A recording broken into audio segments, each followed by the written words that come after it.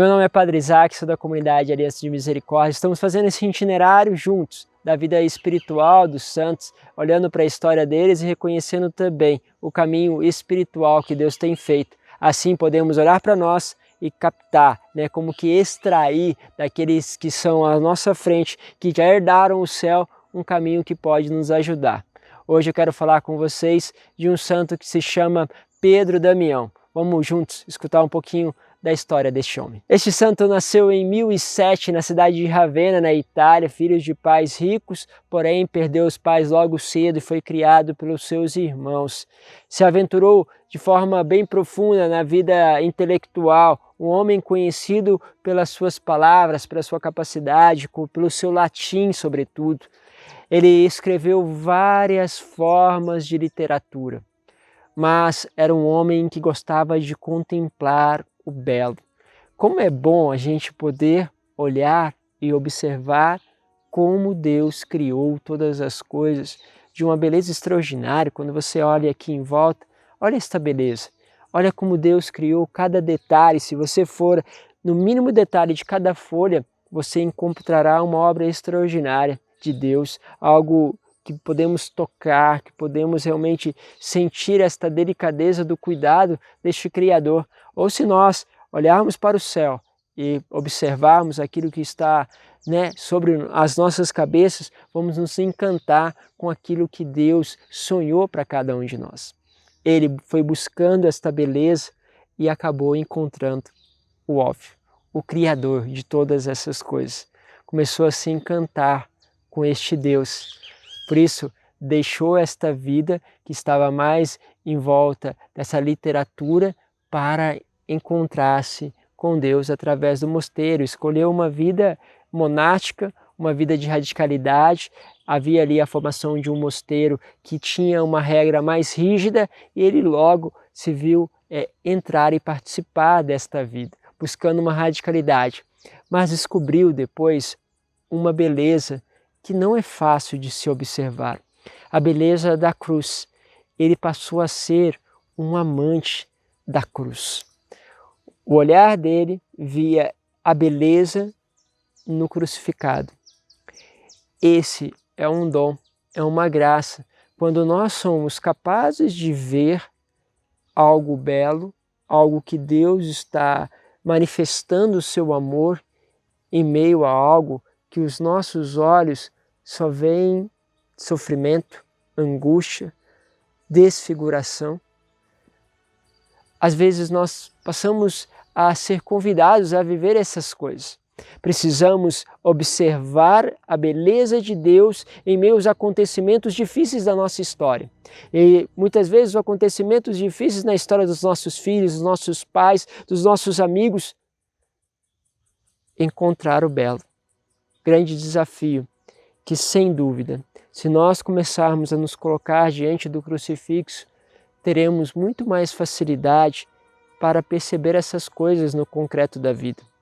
Porque é em Cristo que nós vamos nos tornando aquilo que nós contemplamos e ao mesmo tempo assumindo essas características. Ele vai se desenvolver em toda esta área, vai buscar todo este conhecimento neste mistério que é a cruz. E não para por aí, vai realmente viver este empenho numa santidade. E é lógico, à medida que ele vai se escondendo, as pessoas vão encontrando ele. Encontrando não ele, diria assim, mas Cristo, que vai nascendo de uma forma profunda na vida e na história deste homem.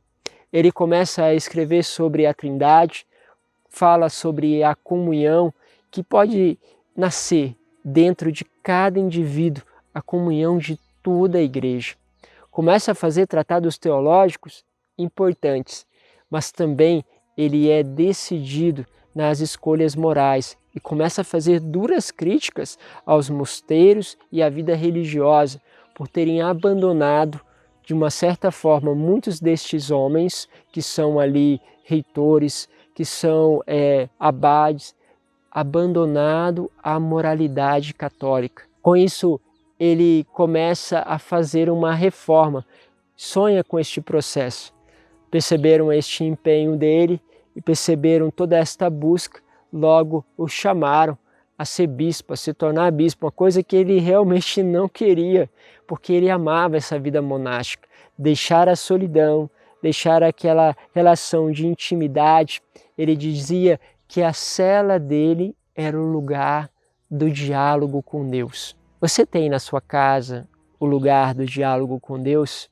O lugar onde você, só de pensar, você já pensa naquele lugar como um lugar que você vai se encontrar com o Senhor.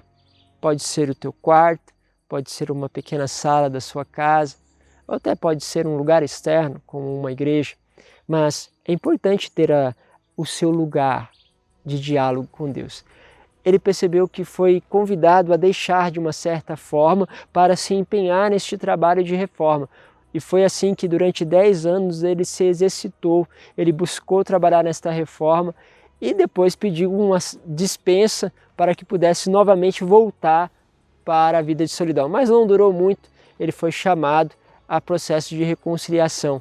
Reconciliação em lugares onde aquelas pessoas que estavam ali naquela diocese estavam com intrigas e dificuldades com bispos, lugares onde havia processos de separações e divisão, como acontecia com o rei. Assim, ele se tornou também este homem da reconciliação.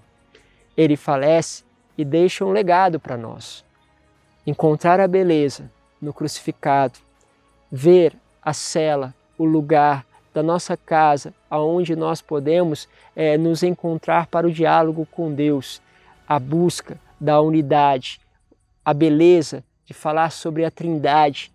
Quantas coisas este homem nos deixou, e quero deixar para você todo este caminho. Pense um pouco sobre isso e veja como você pode colocar um pouquinho da vida desse santo homem também dentro do teu coração. Deus vos abençoe, Pai, Filho e Espírito Santo. Amém.